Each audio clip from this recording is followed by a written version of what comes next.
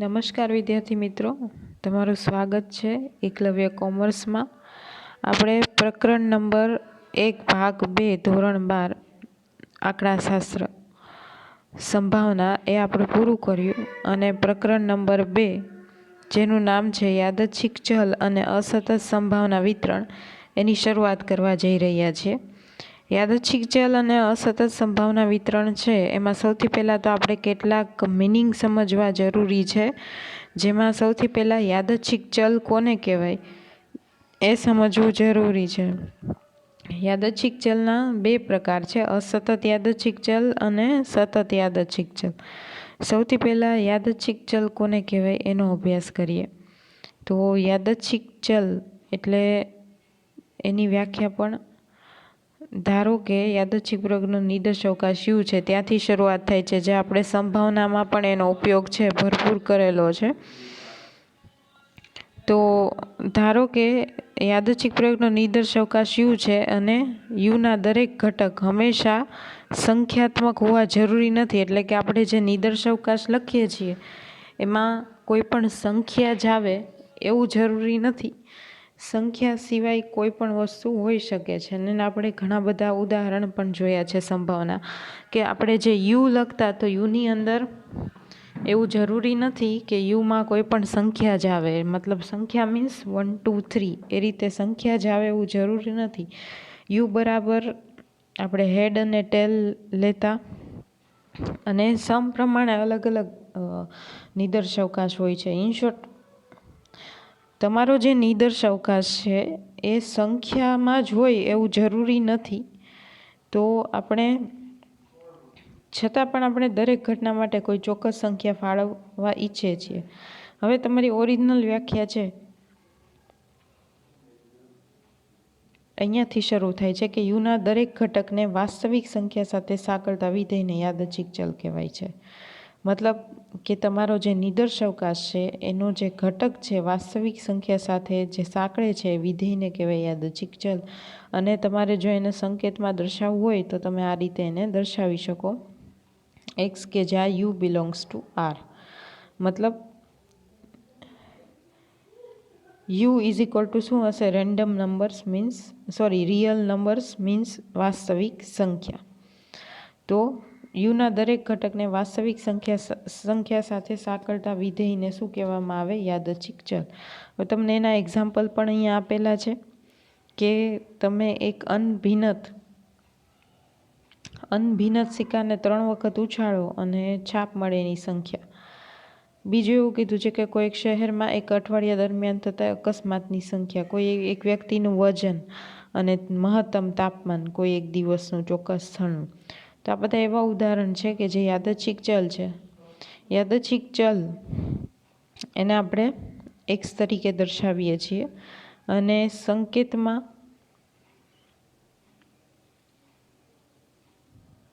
તમારે વ્યાખ્યા લખવી હોય તો એક્સ કે જ્યાં તમારો જે નિર્દેશાવકાશ છે એ હશે વાસ્તવિક સંખ્યાઓ.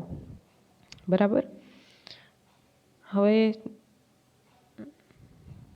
યાદચ્છિક ચલના બે પ્રકાર છે. યાદચ્છિક ચલના બે પ્રકાર છે, સતત યાદચ્છિક ચલ અને અસતત યાદચ્છિક ચલ. એમાં સૌથી પહેલાં આપણે વાત કરીએ છીએ અસતત યાદચ્છિક ચલ. તો અસતત યાદચ્છિક ચલ કોને કહેવાય? તો કે જે યાદચ્છિક ચલ એક્સ વાસ્તવિક સંખ્યા ગણ આરની શાંત સંખ્યા અથવા ગણીય અનંત કિંમતો ધારણ કરે તેને અસતત યાદચ્છિક ચલ કહેવાય છે. એને પણ આપણે એક્સથી જ દર્શાવીએ છીએ. હવે અસતત યાદચ્છિક ચલને પણ આપણે એક્સથી જ દર્શાવવાનો છે, પણ અસતત યાદચ્છિક ચલ કોને કહેવાય? કે જે વાસ્તવિક સંખ્યા ગણ આરની શાંત સંખ્યા અથવા ગણીય અનંત કિંમતો ધારણ કરી શકે. શાંત સંખ્યા એટલે ગણી શકાય એવી કિંમતો જો નિર્દેશાવકાશમાં હોય તો એને કહેવાય અસતત યાદચ્છિક ચલ. ગણી શકાય એવી કિંમત મતલબ અગણ્ય કિંમતો હોવી જોઈએ નહીં. એના તમને અહીંયા એક્ઝામ્પલ પણ આપેલા છે કે વિદ્યાર્થીના જન્મનું વર્ષ તો એ આપણે ગણી જ શકીએ, એવી કોઈ સંખ્યા નથી કે જેને ન ગણી શકાય વર્ષ જન્મનું. પછી તમને અહીંયા બીજું પણ એક ઈંડાઓની સંખ્યા એ પણ તમને અહીંયા આપેલી છે. તમે અહીંયા તમારી રીતે પણ એક્ઝામ્પલ છે રખી શકો કે જેને આપણે ગણી શકીએ.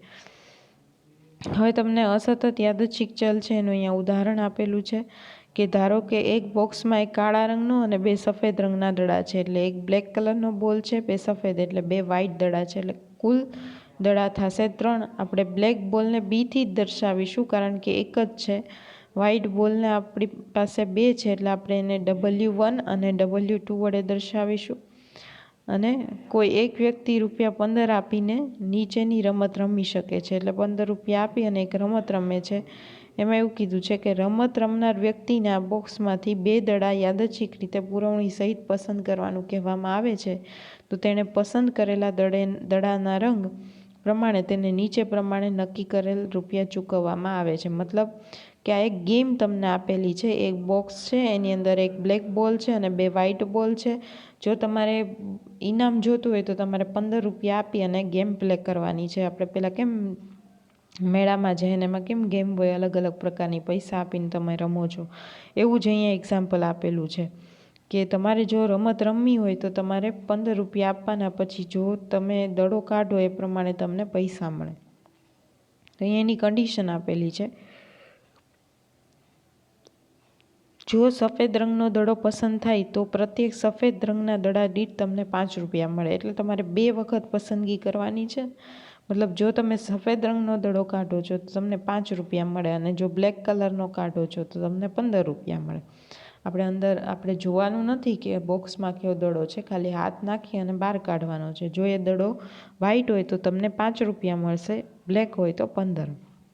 આ એક તમને રમત આપેલી છે અહીંયા, એના ઉપરથી તમે અસતત યાદચ્છિક ચલને સમજી શકો એટલા માટે. આગળ કીધું છે કે જો પ્રત્યેક ઘટનાના અનુરૂપ રમત રમનાર વ્યક્તિને રમત દ્વારા મળતી ચોખ્ખી રકમ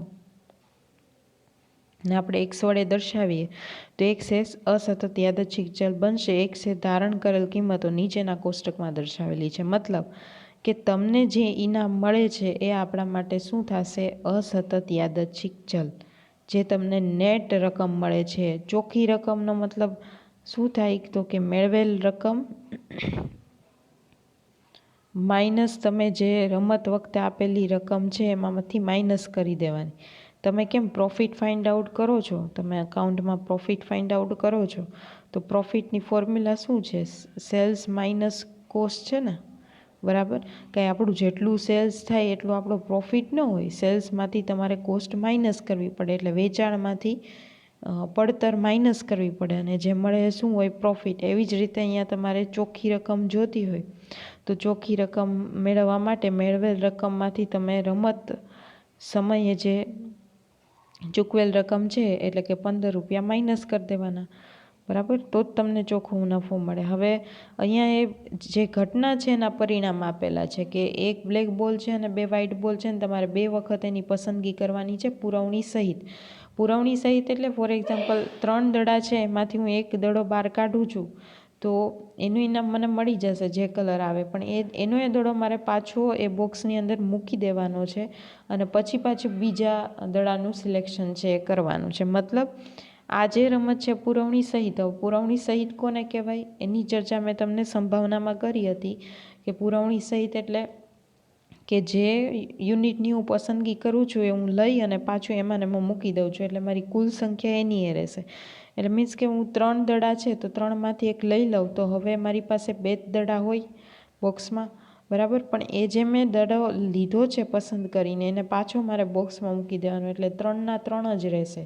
તમારી સમષ્ટિ છે એને કહેવાય પુરવણી સહિત. તો અહીંયા તમને પરિણામો આપેલા છે કે કઈ કઈ રીતે તમને ઇનામ મળી શકે, બરાબર? જો પહેલી સંભાવના તો કીધું છે કે બંને વ્હાઇટ બોલ મળે. વ્હાઇટ બોલ મતલબ W1 W1, કારણ કે આપણી પાસે 2 વ્હાઇટ બોલ છે ને, તો બંને વખત W1 મળે. તો વ્હાઇટ બોલનું ઇનામ શું છે? 5 5 + 5 એટલે 10 અને તમે રમત રમવા માટે કેટલા રૂપિયા આપેલા છે? 15. તો તમારો ચોખ્ખો નફો કેટલો થાય?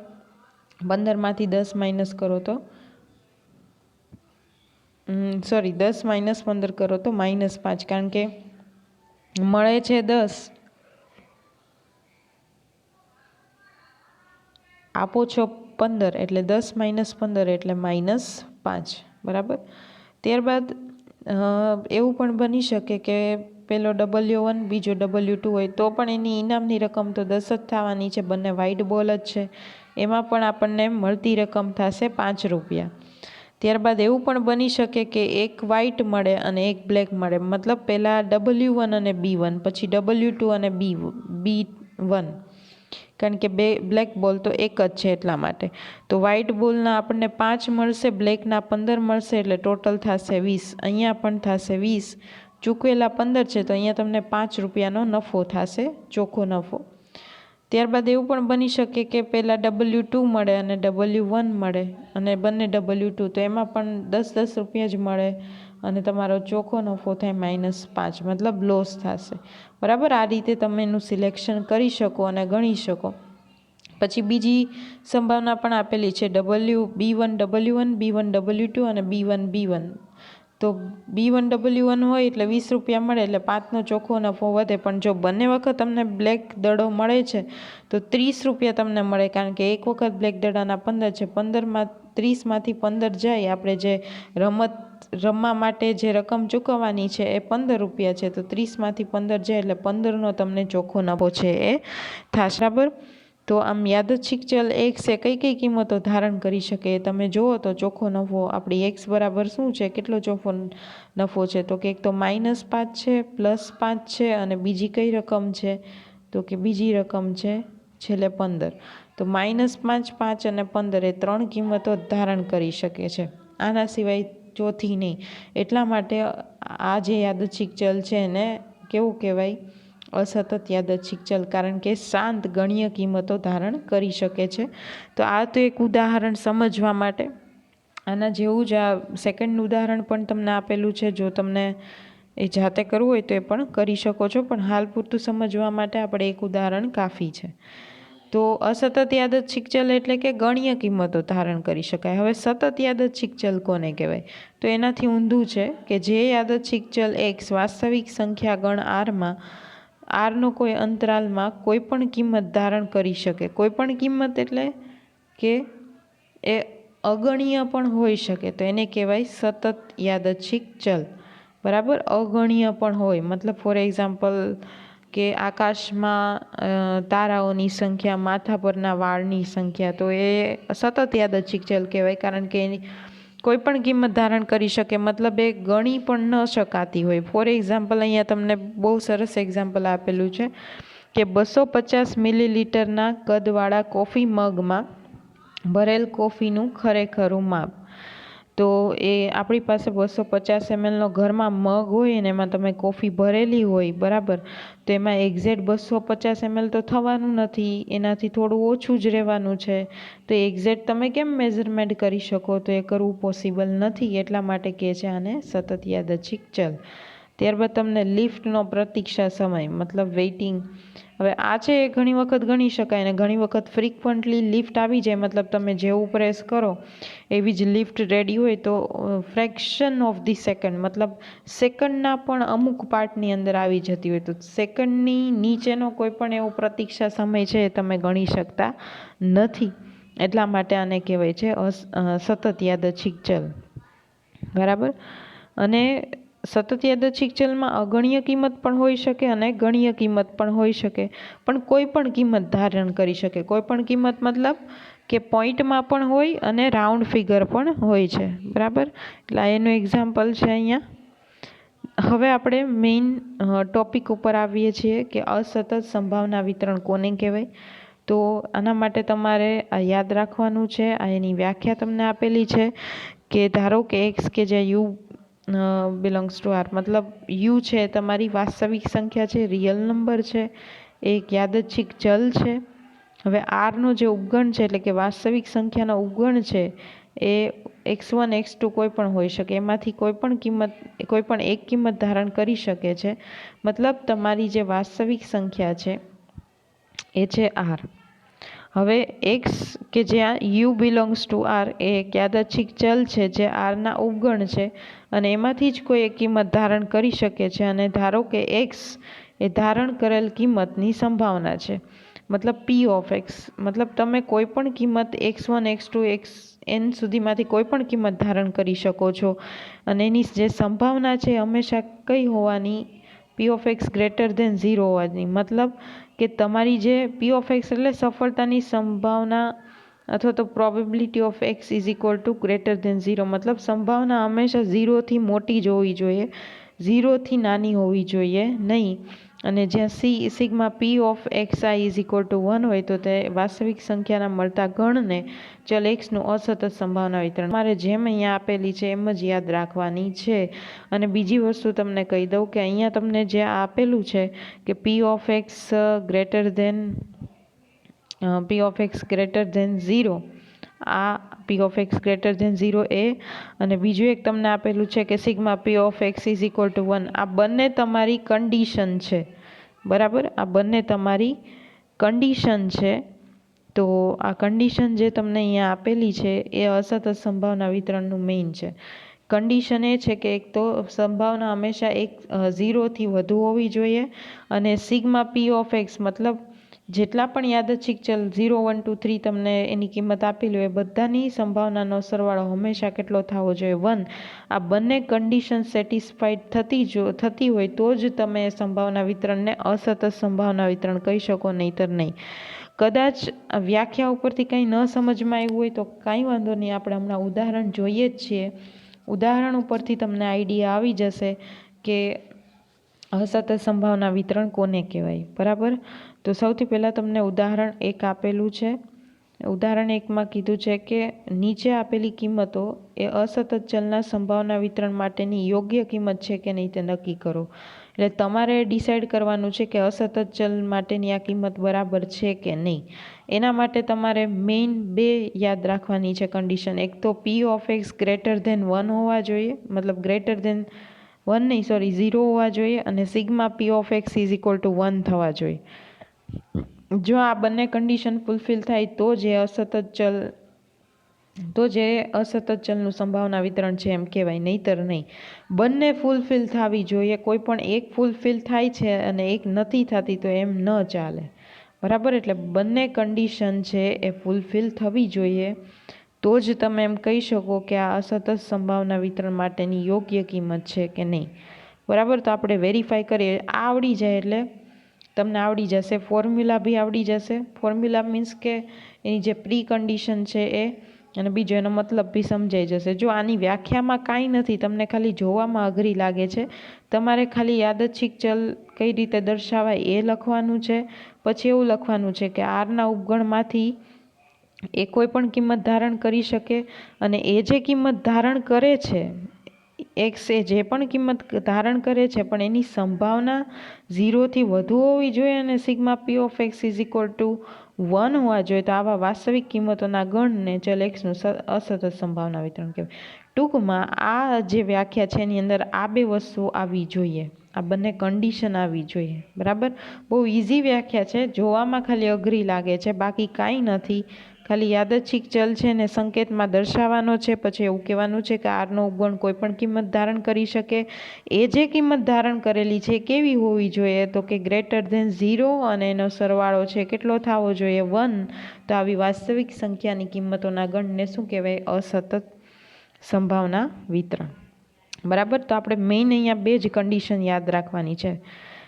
અને હવે આપણે જોઈએ કે અસતત સંભાવના વિતરણ માટે આ કિંમતો યોગ્ય છે કે નહીં. સૌથી પહેલાં તમને કીધું છે પી ઓફ 1 0.25, પી ઓફ 2 0.75, 0.25 ને પી ઓફ 4 -0.25. તો જો અહીંયા પહેલી જ કન્ડિશન સેટિસ્ફાઈડ નથી થતી કે P of X greater than 0.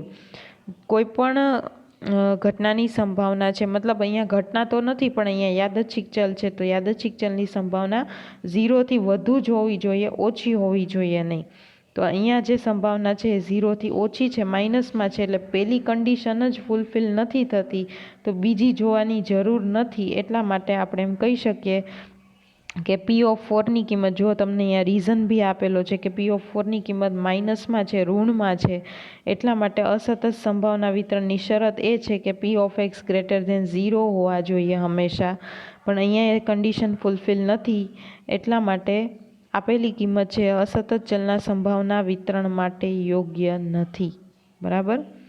ત્યારબાદ નેક્સ્ટ સેકન્ડ છે P(1) 0.15, P(2) 0.27, P(3) અને P(4). તો હવે અહીંયા તમે જુઓ તો P(x) ગ્રેટર ધેન 0 છે, મતલબ બધાની કિંમત છે 0થી મોટી જ છે, નાની નથી. તો પહેલી કન્ડિશન છે એ સેટિસ્ફાઈડ થાય છે. હવે તમારે જોવાનું છે કે બીજી કન્ડિશન છે એ સેટિસ્ફાઈડ થાય છે કે નહીં. તો બીજી કન્ડિશન છે કે સિગ્મા P(x) = 1 થવા જોઈએ. સિગ્મા P(x) = 1 મતલબ P(1) + P(2) + P(3) + P(4) = થવા જોઈએ 1. હવે એ જો કન્ડિશન સેટિસ્ફાઈડ થતી હોય તો આપણે એની યોગ્ય કિંમત કહી શકીએ, નહીંતર નહીં. તો કરો તમારા કેલ્સીમાં 0.15 + 0.27 + 0.29 + 0.29 આ ચારેયનો સરવાળો કરો. સરવાળો કરો એટલે તમને જો એનો આન્સર 1 મળે તો એ બંને શરતોનું પાલન થાય છે, નહીંતર નહીં. તો અહીંયા આપણને આન્સર 1 મળશે, એને સંભાવનાનો સરવાળો.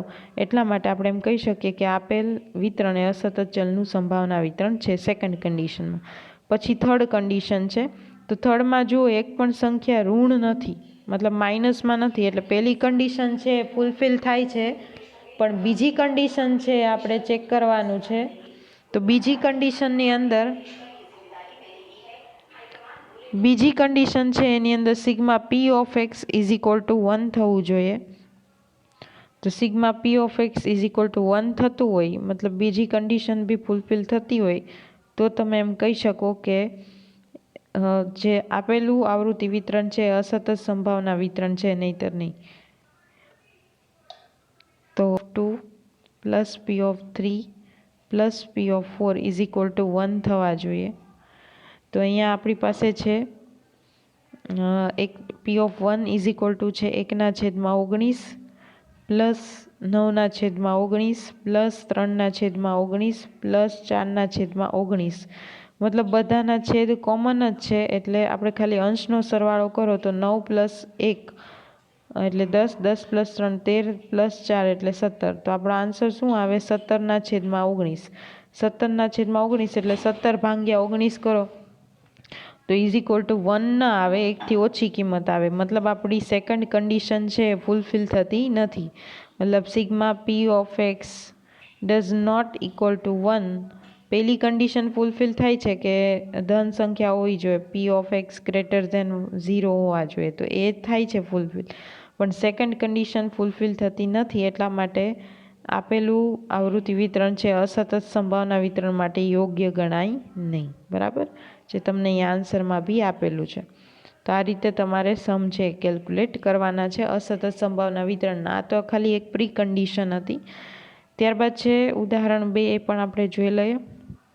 નીચે આપેલ વિતરણ એ અસતત ચલનું સંભાવના વિતરણ ક્યારે બને તે નક્કી કરો. તો એમાં પણ તમારે ચેક કરવાનું છે કઈ કન્ડિશન, કે P(x) > 0 હોવા જોઈએ અને સિગ્મા P(x) = 1 હોવા જોઈએ. બરાબર, આ બંને કન્ડિશન ફૂલફિલ થાય તો જ આપણે અસતત સંભાવના વિતરણ છે એમ કહી શકીએ, નહીંતર નહીં.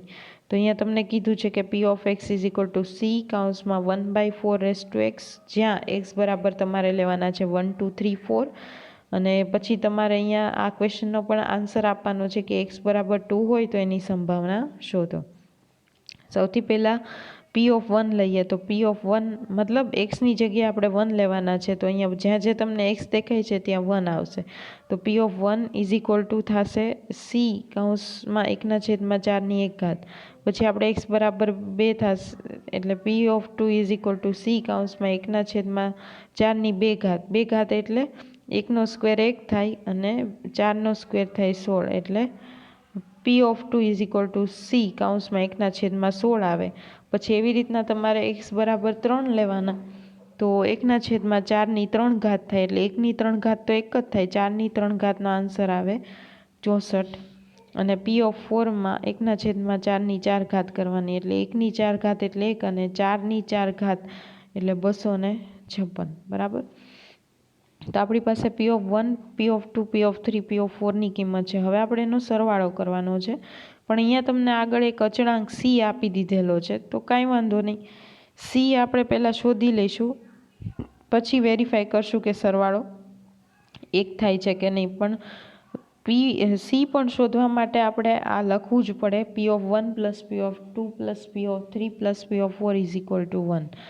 તો P(1) પણ આપણી પાસે છે C(1/4), P(2) છે C(1/16), P(3) છે C(1/64) અને P(4) છે C(1/256) = 1. બરાબર. હવે આપણે અહીંયા 256 સી છે, બધામાંથી આપણે કોમન કાઢી લઈએ એટલે સી બહાર આવી જશે.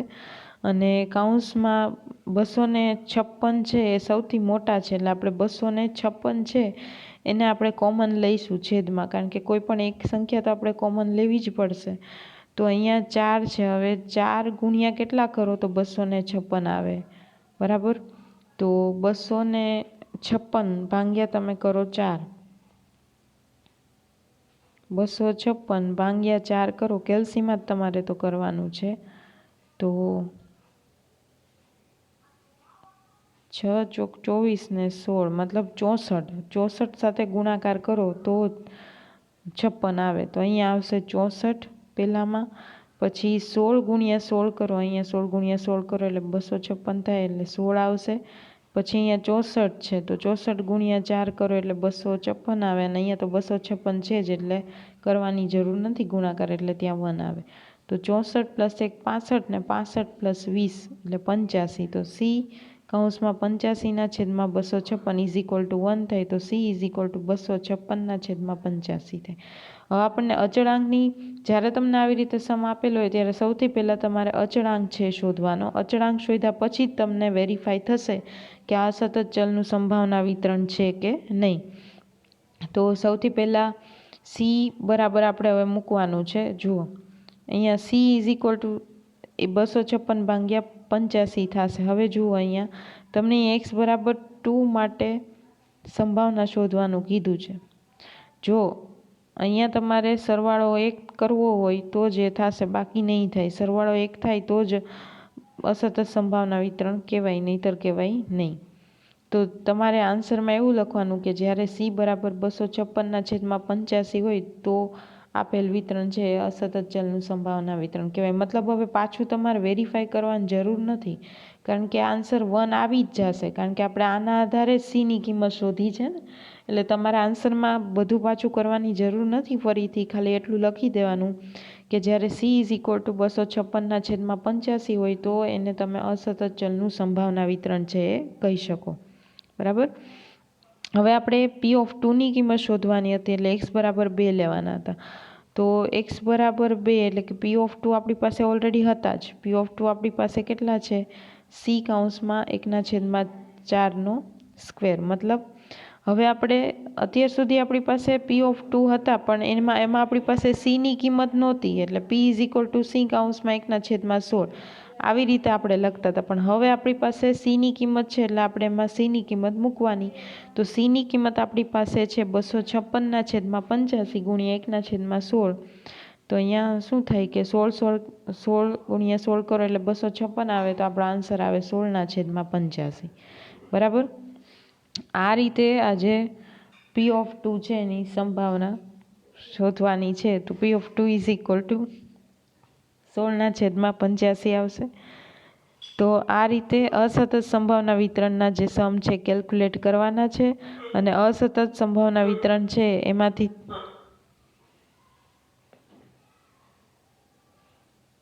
એમાંથી તમને